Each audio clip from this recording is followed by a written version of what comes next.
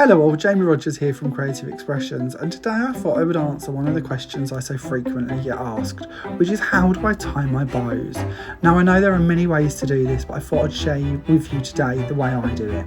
So I've taken a piece of double satin ribbon, I'm going to roughly hold it up and spread it into about 3 equal pieces, creating 2 loops. And I'm going to hold them roughly in the shape of a H or maybe an M if that helps you.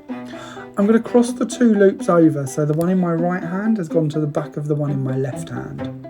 By doing so, you'll create an opening at the bottom between the 2 loops, and I'm going to bring the loop from the back forwards and thread it through that hole. Once it's gone through, that will have created our bud or our knot in the middle of our ribbon. By pulling on each of the loops repeatedly, we can tighten that bud down so it's a nice neat bud.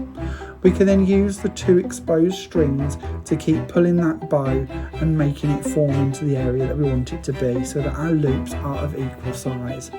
Now one tip I would give you here is by popping your thumbs inside the loops as you pull on them, it will create more rounded loops, or that's what I've discovered anyway. Sometimes I think it's easy to think you're going to pinch the ribbon and pull it between your fingers, but actually I find that flattens the ribbon down quite a bit.